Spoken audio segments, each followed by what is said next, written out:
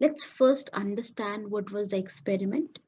So as you can see on the screen, we have two coils connected with galvanometer and we have a magnet kept in between. So now let's see what happens if I'm moving a magnet near to the one of the coil. So there is a deflection in the galvanometer. Is it in both? Let's see again once again. Observe it carefully. Again I'm moving.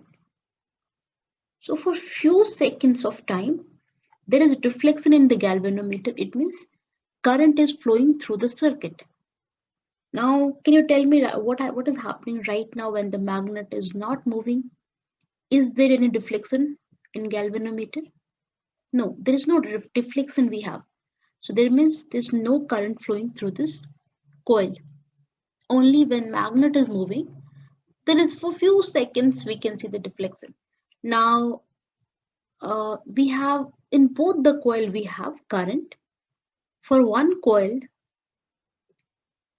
north pole is coming towards it, and for other coil, south pole is going away from this. Now let's reverse the polarity of the magnet and still let's try the experiment in the second one. Oh, observe this upper diagram and near diagram. Again we will see. So let's say this is the magnet. I'm moving the magnet. So for few seconds of time in both the galvanometer you can see deflection. As the magnet comes to rest, there is no deflection we have. But one thing is very carefully you have to observe the direction of current in the upper coil and the bottom coil is opposite. Why is it so? The reason is we have reversed the polarity of the magnet. We'll understand each and everything.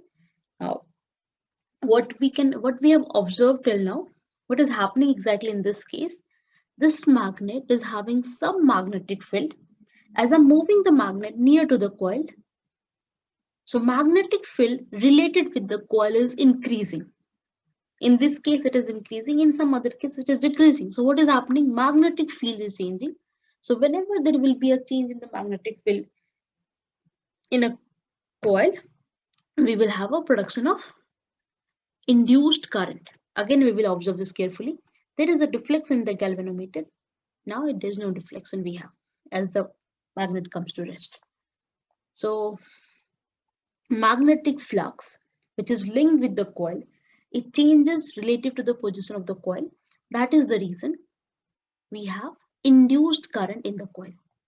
So this was the first experiment done by the Faradays. Now what we have observed, so whenever we have relative motion between the coil and magnet, we have induced current in the coil. Okay, direction of current through the galvanometer, and we can observe whether it is coming to the reverse way or other way depending on the polarity of the magnet. Okay, and one more very important thing is the induced current will be there only as long as there is relative motion between the coil and the magnet. Okay, so even in this experiment we were moving the magnet, even we can move the coil and still we can observe there is a deflection in the coil. Either we can move the magnet, we can move the coil, or we can move both of them. So in all the three possible cases we'll have the induced current in the coil. Okay, this is what we have learned in Faraday's experiment number 1. In upcoming lectures, we'll be learning Faraday's experiment number 2.